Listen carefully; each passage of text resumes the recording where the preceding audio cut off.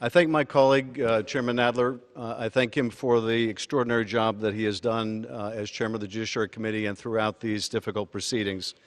Madam Speaker, my colleagues, my fellow Americans, I rise to support the impeachment of President Donald J. Trump.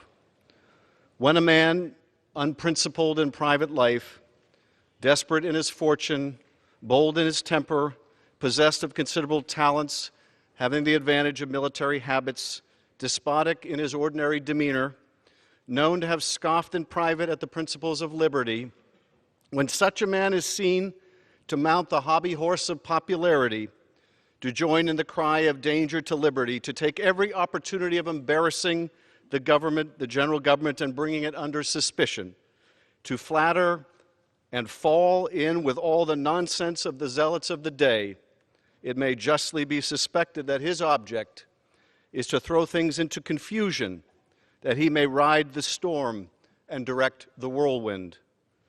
These are the words of Alexander Hamilton, written in 1792. Could we find a more perfect description of the present danger emanating from 1600 Pennsylvania Avenue? The framers crafted a constitution that contemplated free and fair elections for the highest office in the land, but also afforded the Congress with the power to remove a president who abused the powers of his office for personal gain, who compromised the public trust by betraying our nation's security, or who sought to undermine our democratic system by seeking foreign intervention in the conduct of our elections. I would say that the founders could have little imagined that a single president might have done all of these things, except that the evidence has sadly proved this is exactly what this president has done. Hamilton, among others, seems to have predicted the rise of Donald Trump with a staggering prescience. Having won freedom from a king, the drafters of our Constitution designed a government in which ambition was made to check ambition, in which no branch of government would predominate over another, and no man would be allowed to be above the law, including the president, especially the president, since with whom would the danger be greater than with the officer charged with being our commander-in-chief?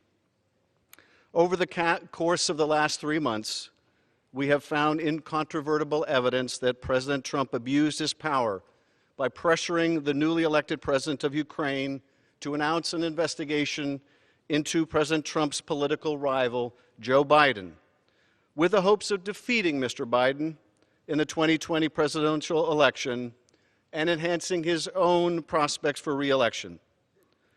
He didn't even need the investigation to be undertaken, just simply announced to the public. The smear of his opponent, would be enough.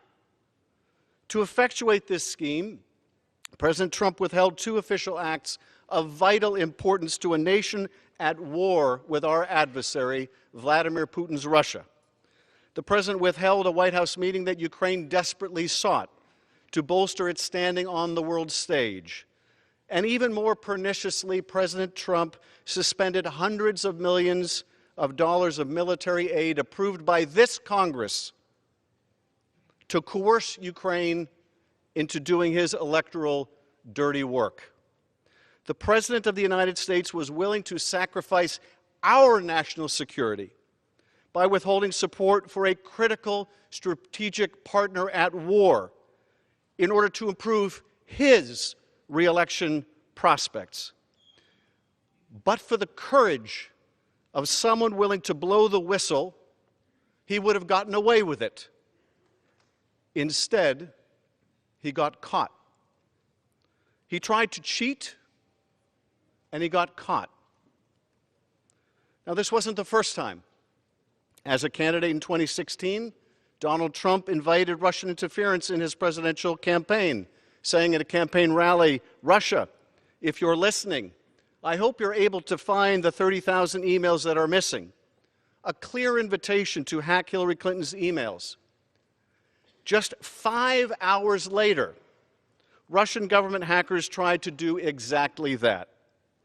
What followed was an immense Russian hacking and dumping operation and a social media disinformation campaign designed to help elect Donald Trump. Not only did candidate Trump welcome that effort, but he made full use of it, building it into his campaign plan, his messaging strategy, and then he sought to cover it up. This Russian effort to interfere in our elections didn't deter Donald Trump. It empowered him. The day after Special Counsel Bob Mueller testified before Congress about Russia's sweeping and systemic effort to influence the outcome of our last election, the day after President Trump believed that the investigation into his first electoral misconduct had come to an end, the president was back on the phone urging yet another country, this time Ukraine, to help him cheat in another election. 3 consecutive days in July tell so much of the story. 3 consecutive days in July of 2019. July 24th, the day that Special Counsel Mueller testified before Congress, and President Trump thought he was finally in the clear. July 25th, the day that President Trump got on the phone with the Ukrainian president, and in the context of a discussion about military support for that embattled nation that the president had recently frozen, said, "I would like you to do us a favor, though," and asked Ukraine to do 2 investigations to help his re-election efforts in 2020. That was July 25th. And then we come to July 26th, the day Gordon Sondland called President Trump on his cell phone from a restaurant in Ukraine. Gordon Sondland, not some anonymous never-Trumper, but $1 million donor to the president's inauguration and his hand-picked ambassador to the European Union. What does President Trump ask Sondland the day after this call? What does President Trump ask? What does the president want to know? Did he ask about Ukraine's efforts to battle corruption? Of course not. Did he ask how the war with Russia was going? Not a chance. On the phone, his voice loud enough for others to hear, President Trump asked Sondland, "So he's going to do the investigation?" And the answer was clear. Sondland assured Trump that the Ukrainian president was going to do it, and that he would do anything you asked him to. If that wasn't telling enough, my colleagues, in a conversation that followed, an American diplomat dining with Sondland asked if it was true that President Trump didn't give a blank about Ukraine. Sondland agreed, saying the president cared only about big stuff. The diplomat noted that there was big stuff in Ukraine, like a war with Russia. And Sondland replied that the president cared only about big stuff that benefits him personally, like the Biden investigation that Mr. Giuliani was pushing. In that short conversation, we learned everything we need to know about the 45th President of the United States. He doesn't care about Ukraine or the impact on our national security caused by withholding military aid to that country fighting for its democratic life.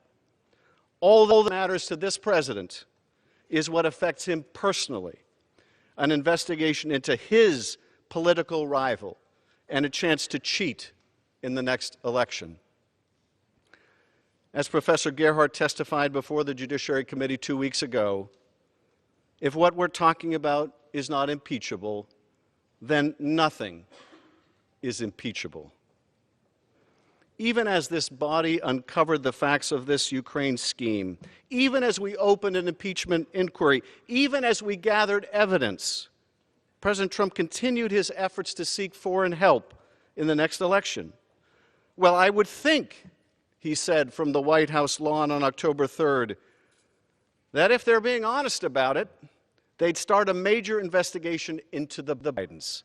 It's a very simple answer, he said.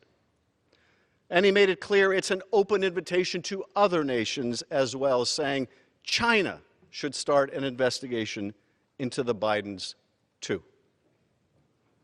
President Trump sent his chief of staff to the White House podium, and he told the world that, of course, they had linked aid to investigations, and that we should just get over it. And even as these articles have made their way to this House floor, the President's personal attorney has continued pursuing these sham investigations on behalf of his client, the President. The President and his men plot on. The danger persists. The risk is real. Our democracy is at peril. But we are not without a remedy prescribed by the founders for just these circumstances: impeachment. The only question is, will we use it? Or have we fallen prey to another evil that the founders forewarned? The excess of factionalism, the elevation of party over country. Many of my colleagues appeared to have made their choice to protect the President, to enable him to be above the law, to empower this President to cheat again, as long as it is in the service of their party and their power. They've made their choice, despite this President and the White House stonewalling every subpoena, every request for witnesses and testimony from this co-equal branch of government. They have made their choice, knowing that to allow this president to obstruct Congress will empower him and any other president that follows to be as corrupt, as negligent, or as abusive of the power of the presidency as they choose. They have made their choice, and I believe they will rue the day that they did.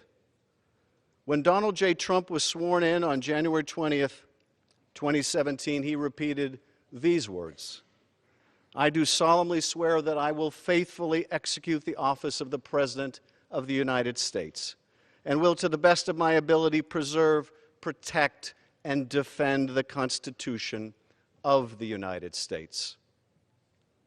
Has he lived up to that sacred obligation?